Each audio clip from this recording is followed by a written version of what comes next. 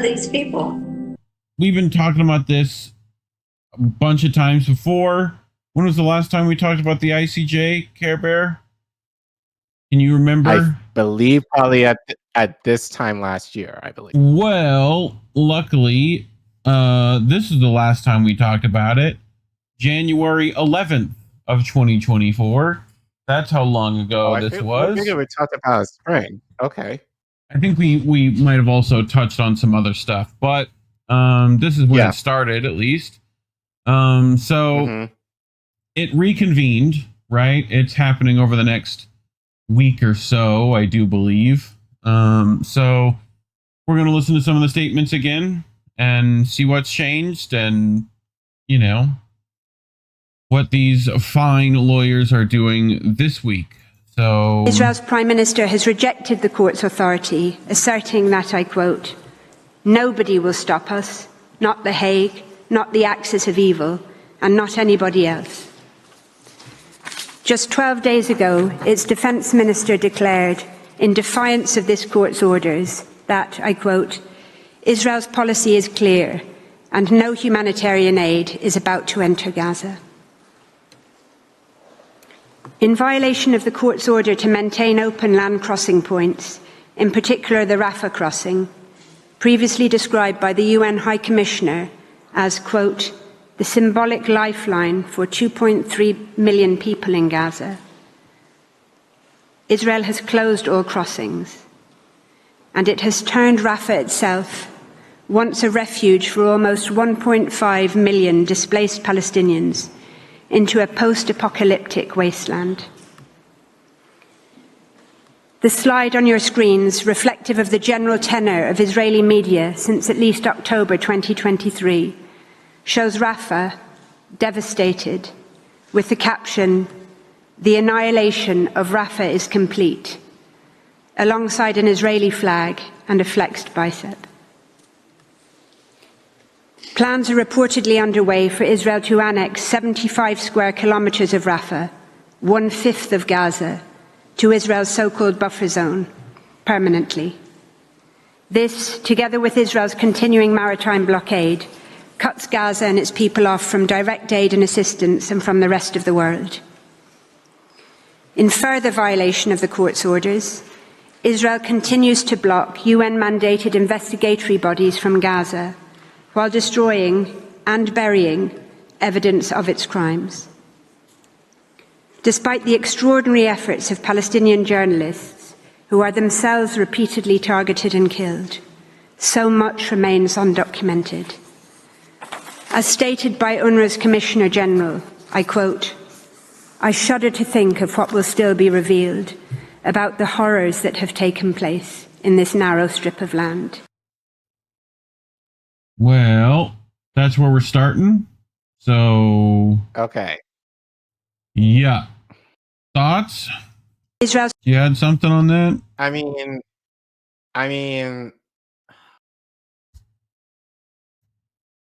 ICJ is just shit. Like, we know this. You've known this. So what are you gonna do? Like, right. Like, arrests should be happening or warrants, something. Like, yep. Like, why aren't you putting Biden like a warrant for his arrest for his complicity? Yeah. Like, he's not president anymore. So it's just kind of like they're talking about it. Oh, like this is you're in the position to do something. Yes. Well, allegedly. I think that's what's being decided on is, are we going to do something or not? Which, like, I still don't know what they could do. You know, if Israel refuses to listen, then what? Which they are already doing. So, but I shudder to think of what will still be revealed about the horrors that have taken place in this narrow strip of land. Unfortunately, we will not be followed up with meaning action. So, yep, let me hold on one second. It's not loading things that I saved, which is really weird when it does this. So let me go here and go to slides. And where's it at? Here. I just had to reload. Bip, bip, bip, bip, bip, bip. Come on. Come on. Do the thing. I double clicked already. Thank you. And then present. Do the thing. Click the buttons, do the thing. Come on. It takes forever loading. There we go. Cool. So now I have to go all the way to our slides and see where we are. Okay, cool. I found it.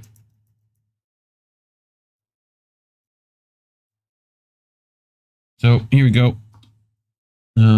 Here's our next one. Israel's acts are not just murderous and inhumane, they are genocidal, as the UN Commission of Inquiry and others have concluded, and as is the near consensus view across the human rights community. While the determination of Israel's international responsibility for genocide is the subject of other proceedings before this court, the risk to the right of Palestinians to be protected from acts of genocide is at issue in these proceedings. That is because the court is being asked to advise on Israel's obligations in relation to the provision of aid and other services to Gaza in the context of a binding determination by a competent organ of the United Nations, being the court itself, that there exists a real and imminent risk of irreparable prejudice to the right of Palestinians to be protected from acts of genocide, and that Israel must ensure humanitarian aid and basic services in that situation. Despite Israel's objections, there is nothing to prevent the court advising on the obligations flowing from that situation in these proceedings. On the contrary, given that what is an issue is at the very least a situation of a risk of a violation of a peremptory norm of an erga omnes nature, the court could itself risk, I quote, failing in the discharge of its judicial functions if it did not declare that there is an obligation, especially upon members of the United Nations, to bring that situation to an end quote, as the court underscored in the South West Africa case. In the context of what UNRWA's Commissioner General has called, I quote, one of the darkest times for our common humanity that we vowed would not happen again, end quote, the court might well consider it particularly important to remind all states again, as it did a year ago in Nicaragua versus Germany, of their international obligations under the Convention on the Prevention and Punishment of the Crime of Genocide, as well as under other binding rules of international law. So she's essentially saying that, like, if you don't, this court's a failure, essentially, which she's not wrong. You're not wrong, except you've been that for the past year. Yeah. Yeah. Like, it's not, it will be, you are. So, yeah. I wish she would speak truth to power into that, or at least put some heat on her colleagues and basically being like, we're failing the Palestinians right now. Like, we've continued to see, where's the accountability for Israel? Like, now, granted, the fuck shit that Israel will do, and we've seen that last year. We've seen that in this case already. They were making, but it's like, they were supposed to bring in a report, I believe within 30 or 60 days in terms of what they would do to improve. That never happened. And then it got extended and, delayed. And so, yeah. So honestly, I get why you're doing this, but at the same time, I have a hard time watching this because it's just kind of like, yada, yada, yada. Israel's doing this. Palestinians are dying. And okay. So what kind of action are you taking? If it, stop talking about it. What is within your means of power to actually hold them accountable and actually have them do something? Exactly. So Gerard Aucoin, the near total consensus in the legal community that Israel is carrying out genocidal acts, also highlights how lawyers like David Lammy and Keir Starmer are complete outliers. Correct. So, bit more. Its violations of the fundamental rights of the Palestinian people, its attacks on the United Nations and on UN officials' property and premises, its deliberate obstruction of the organization's work, and its attempt to destroy an entire UN subsidiary organ are unprecedented in the history of the organization. They evidence a fundamental repudiation by Israel of its charter obligations, owed both to the organization and to all UN members, and of the international rule of law. They are antithetical to the actions of a peace-loving state. Their attacks are not limited to UNRWA or indeed the UN Human Rights Council. Israel has declared the Secretary General of the United Nations himself persona non grata in Israel, accusing him of being, quote, an official Hamas spokesperson engaged in anti-Semitic and anti-Israel conduct. Israeli officials demand his resignation, labelling his triggering of Charter Article 99 and his calls for a ceasefire in Gaza, quote, a danger to world peace. Senior Israeli officials level similar accusations at the United Nations itself as an organisation, denouncing it as, quote, a swamp of anti-Semitic bile, an accomplice to terrorists, and a stain on humanity. Israeli officials have even sought to discredit this court, calling it, quote, an anti-Semitic court comprising judges from Muslim dictatorships, which has been manipulated and weaponized in the persecution of the Jewish people.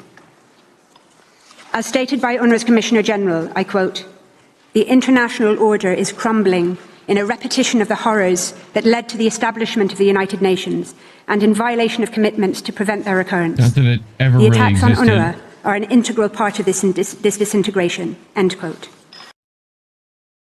So, but I do feel like covering this mainly just for posterity. It feels like that's what this is too. It's like, yeah, making sure it's written down in the books so that, like, you know, 20 years from now, we can go like, no, we knew this then, you know? So, right, but by then it'll be too late. Yes, as it always is somehow. How does that fucking work? Need of assistance, which Israel continues to block.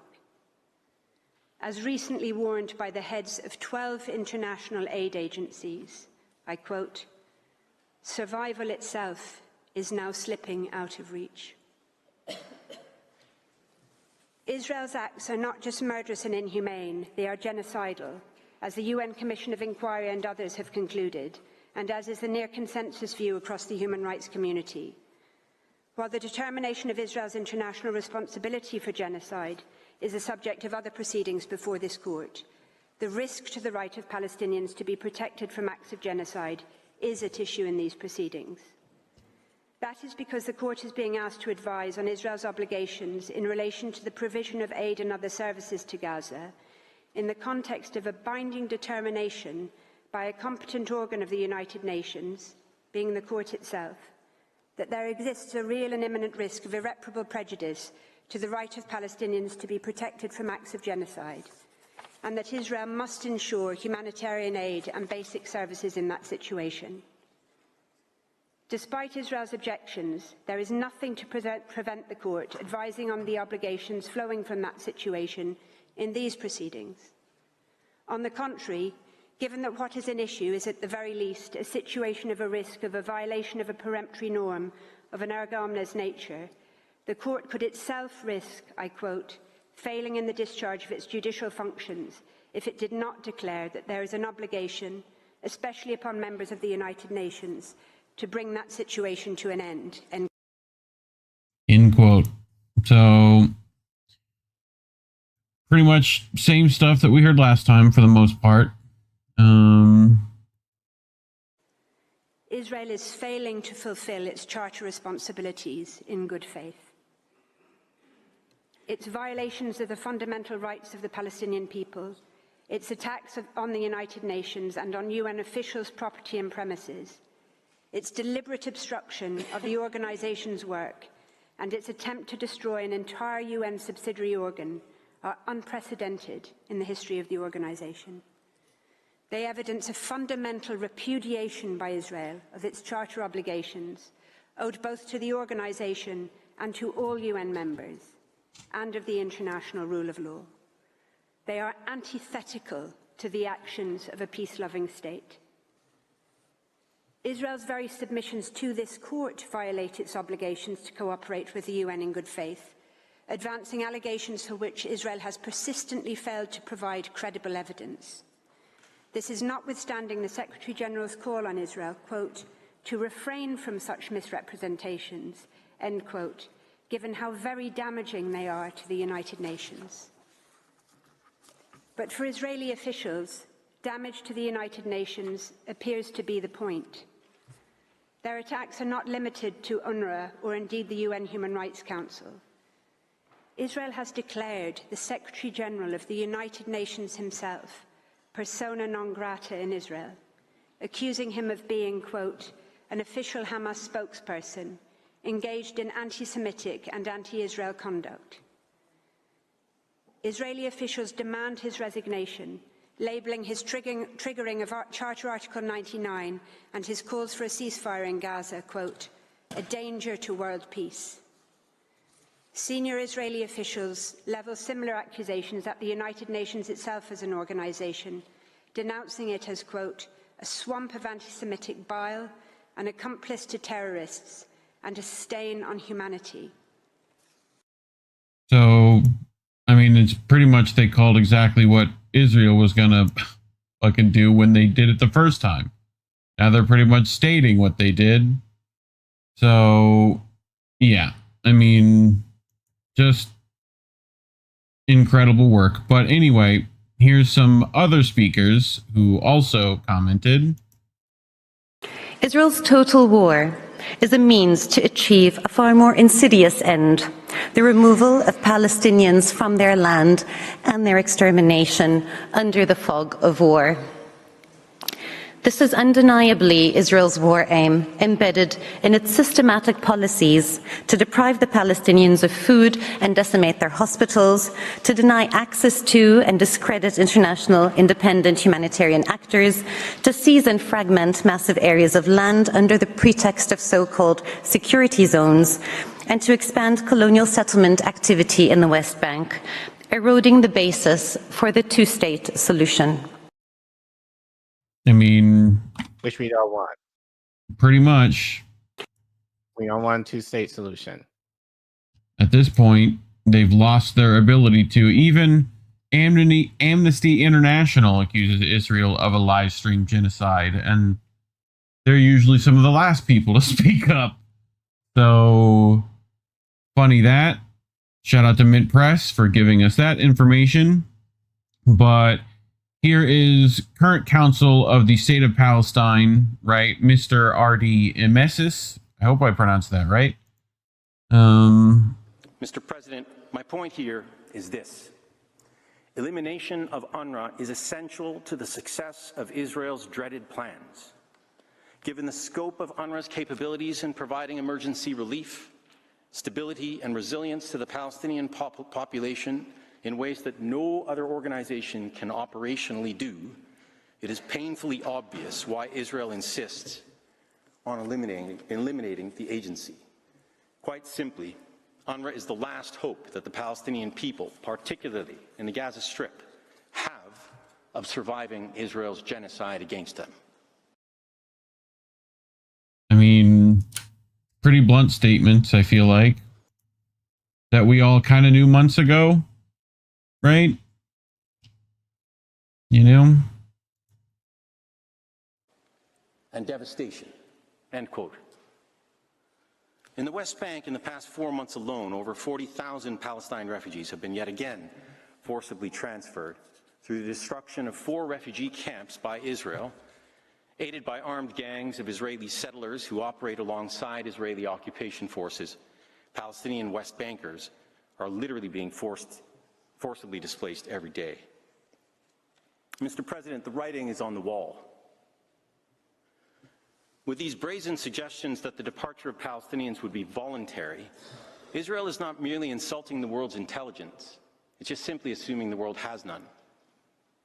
After killing or injuring close to 170,000 Palestinians, after turning Gaza into a moonscape of dust and rubble, with over 70,000 tons of bombs, amounting to more than what was dropped on Dresden, Hamburg, and London combined during World War II, after destroying or damaging over 92% of civilian housing 88% of schools, 84% of health facilities, 95% of water and sanitation systems, and 92% of roads.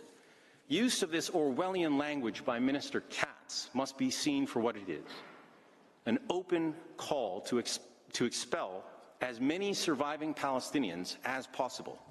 And as promised by Minister Katz, he's already announced the establishment of an Israeli directorate to oversee the whole thing.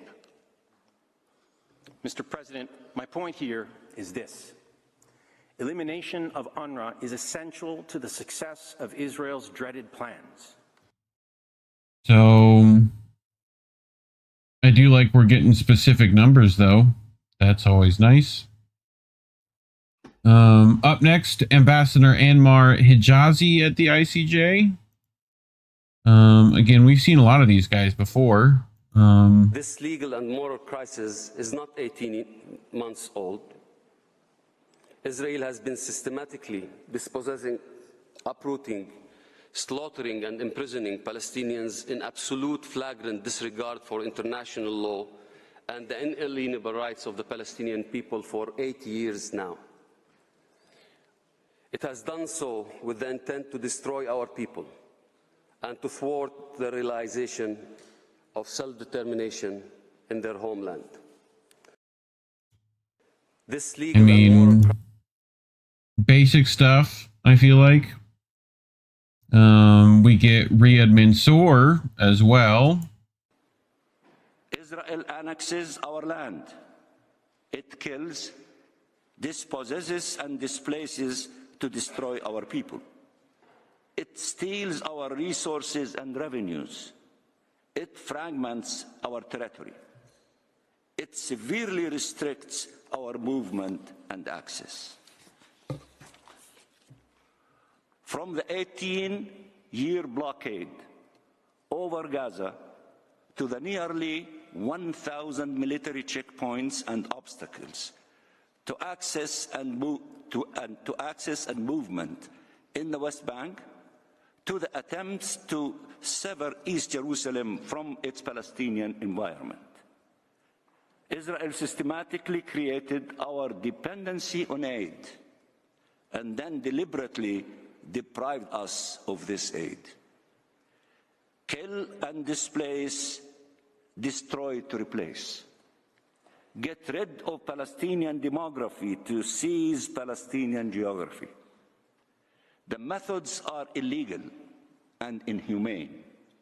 The real objectives pursued are unlawful, and the means deployed are criminal. I'd like to repeat that. The methods are illegal and inhumane. The real objectives pursued are unlawful, and the means deployed are criminal. I mean, you're not wrong. I just wish there was something people would do about it, as opposed to just talking about it. The inhumanity of this Israeli policy is compounded by its unlawful objective to forever extinguish the right of the Palestinian people to self-determination, including a sovereign and independent state in their own territory, as part of the two-state solution that the international community demands. Which we don't want. Killing and hurting hundreds of thousands and starving and attempting to displace millions of Palestinians out of Palestine amounts to no less than destroying them as a group. Yep. But, I mean, it's single state at this point, especially when one's a genocidal one. I think they've lost their rights to that. Starvation of civilians as a method of warfare has been recognized as a war crime, at Shut up, Middle East Eye. Since the judgment of the Nuremberg Tribunal in 1946. 8 decades later, it is Israel that is deliberately starving more than 2 million Palestinian civilians in Gaza to achieve its purported war ends by cutting off all supplies of food, water, and other essentials of life. This has led the International Criminal Court to charge Prime Minister Netanyahu and former Defense Minister Gallant with the war crime of starvation. The distinguished legal advisor of Mexico, Pablo Arocha Olabuenaga, put it eloquently in an article he published last year. Its title is Starvation is Starvation is Starvation. People in Gaza are being starved to death, and we are all witnessing it, if not complicit in it. But this human tragedy is a deliberate choice. It is the consequence of a political decision. It is both avoidable and reversible. All of us, as diplomats, international lawyers, humanitarians, but most importantly as individuals, have the moral obligation to raise our voices in outcry of this catastrophe and in efforts to stop it. Israeli authorities must ensure complete and unfettered access for humanitarian goods throughout Gaza. Human dignity simply cannot be held hostage to conflict. This must stop. The inhumanity of this Israeli policy. Yeah. So, I mean, we've been talking about the starvation there for quite a minute now. How much more I got? Not too much, I don't think.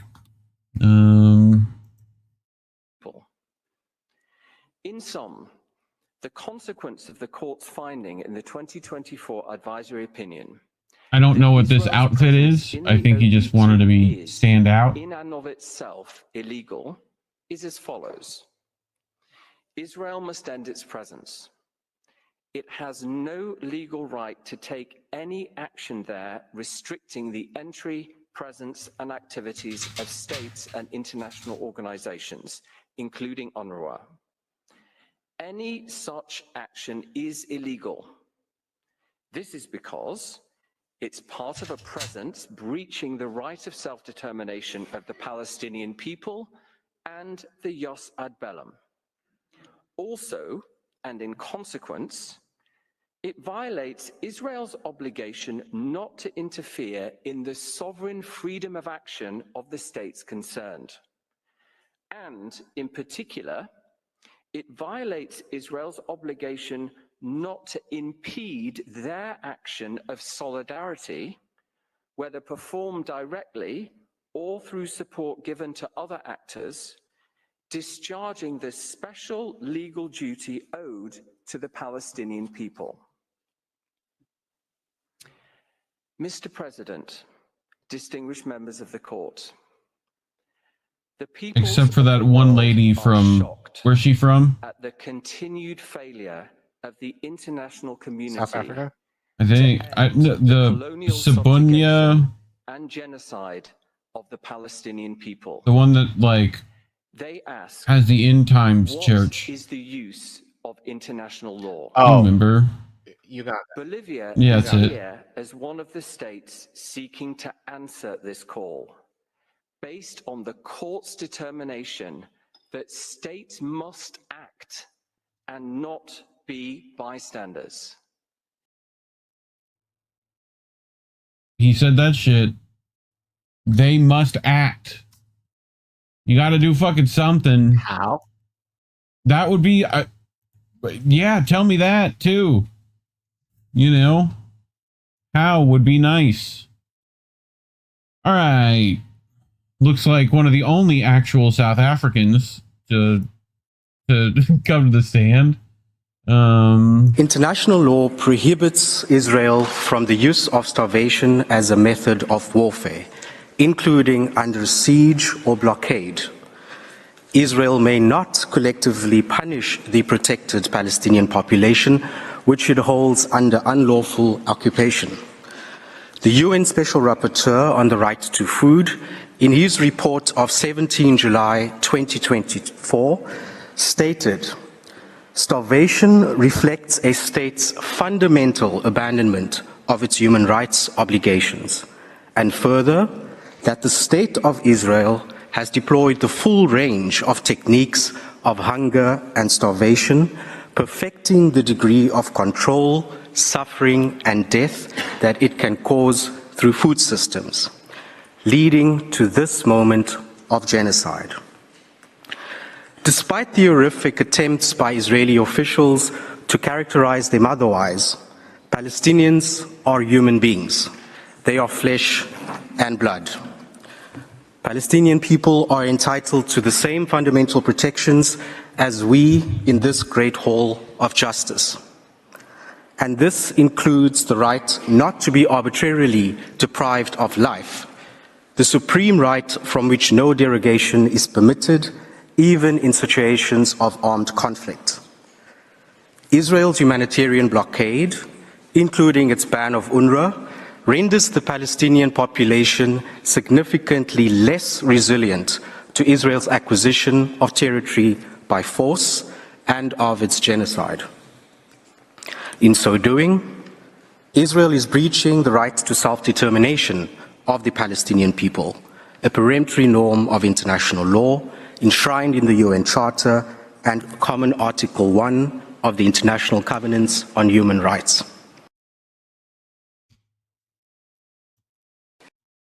Any questions? I think that's pretty much what we've been saying. We make these submissions while Gaza is once again under a complete siege following Israel's breach of the ceasefire brokered by the United States, Qatar, and Egypt. Israel has also intensified its aggression against Palestinians in the West Bank. Israel is blocking food, water, and medicines, all of which are essential to life, from entering Gaza. As cited in this court yesterday, the United Nations Secretary General stated that Gaza is a killing field. He added, "Aid has dried up, the floodgates of horror have reopened." On 11th April, the UN Office of the High Commissioner for Human Rights reported that Israel, and I quote, "appears to be inflicting on Palestinians in Gaza conditions of life increasingly incompatible with a continued existence as a group in Gaza." Which is a Palestinian great way of saying NGOs they're and killing major them aid on groups purpose. have warned that Gaza is entering into famine and that, in their words, the humanitarian aid system is facing total collapse. This collapse is by design. Israel's Defense Minister, Israel Katz, said on 16th April 2025, and I quote, "Israel's policy is clear. No humanitarian aid is about to enter Gaza. There are no preparations to enable such aid." Under the world's watchful eye, Palestinians across the occupied Palestinian territories are being subjected to atrocity crimes, persecution, apartheid, and genocide. While we watch, the gaze of Palestinians is directed squarely at the international community and this court, whose advice is urgently being sought for the protection of their most fundamental rights, including the right to life. Seems pretty simple. So, Sam Husseini weighing in. Lots of good people are saying that Biden never pushed for a ceasefire. That was obvious at the time, but that's not the real story. The real story is how the Biden admin used rhetoric of a ceasefire to obscure implementing ICJ orders. Much of that movement feel for this and never recovered. It needs to do so now. So, Sam Husseini, if you're watching, I'd love for you to come on and talk about how you feel like the ICJ will be helpful, because we've yet to figure this out, you know? So, happy to have you on. Yeah, I mean, Drop Sign News, I mean, they didn't need to, but they reported that, as Sam alludes to here, that Biden essentially lied, that the idea that, oh, we're working tirelessly towards a ceasefire, and AOC was like, oh, what? No. And well, the thing is, Ilhan Omar called that out. So really using like drop site, because of course they would. People haven't figured them out yet. But but you know, but we knew this a year ago. So so we really didn't need that report from drop site. We've been no. And it's funny how people are kind of acting like this is new news. No, it's not. But it's still the idea of like, Biden was well aware of what the ICJ was saying, and yet I think it's just more heinous, especially that he did nothing in the guise of, and Kamala as well. Like, because again, remember Kamala said, like, she was in the room when all the decisions were being made, that ultimately she had a lot of say. So why didn't she say, so like, and she could have used that in the campaign in terms of, look, I'm trying to say to Biden, do this and do that. Like, at least try and make it like a little bit more favorable to you. But again, with what Biden was saying, at least what was reported was basically like, do not make me look bad. Yep. So shut your mouth. So, but again, it's more than tree. So again, it's the idea of like, why aren't they being arrested? Like Biden, look, if at all, for Trump to have a field day, right? Like with Biden, like over that. So but it's like, honestly, Reef, and I'm going to be really, I tuned out. Like, like I tuned out because it's like we heard this again. I thought allegedly we spoke about the ICJ. Yes. More recently than what we had, but really it was back last January when we spoke about them. Nothing is, I believe, you're right. I believe they are doing this now just in the austerity of being like, oh, we talked about it. I think if it does go through, right, you can then use it to pressure other countries that are in the UN that like are getting benefits from it.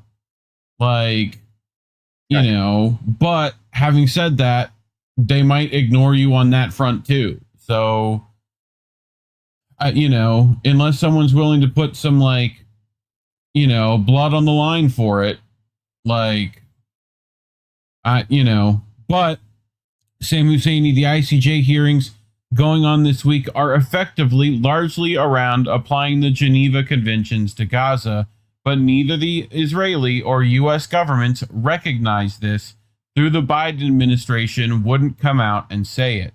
And I don't know if anyone remembers what happened to Sam Husseini when he asks questions like this, but, he tends to have to hold on to the desk real tight while they drag him out. So, funny how that works when people are asked real things. But, closing thoughts, No, I mean, that's all I had. It's, again, just more austerity, just to say, we talked about it. Really, that's it. It's just we talked about it. And it's like, how different are you from Congress, honestly, in terms of you talk a lot. Well, they at least are talking a lot. Congress ain't even doing that. So, right, but no action behind it. So, so why should I feel away? Yeah, this is not helping Palestinians at all. It's just more rhetoric without any. Once again, I don't know. Like, but like I said, I tuned out because it's like it's more the same shit that we heard last January, and nothing has changed since. I only pulled a couple of minute clips from each speech. There was like multiple days and hours of this kind of conversation, like, so you're welcome to go find that if you want to watch the full thing. Unless warrants are had, or arrests are made, or lives are threatened, I don't care at this point. Lives should be threatened. Then I don't care. The Irish lawyer at the beginning spoke for 30 minutes. You can find her whole 30-minute speech. I think I pulled like 5 of it. So, again, Sam, if you want to come on, Mr. Husseini, welcome to have you. Love to know what you think the ICJ is going to do, if anything. But otherwise, I'm not hopeful in that case. But talking about it is definitely why we're demonetized. So you can scan that QR code, go to the URL at the bottom of your screen, ko-fi.com/indienewsnetwork, or it's always in the description below where you can help us monetarily. We appreciate it. If not, because times are going to get tough, just like and subscribe. share the video. Let us know what you think. Leave a comment. What do you think the ICJ is actually going to accomplish? And otherwise, thanks for watching.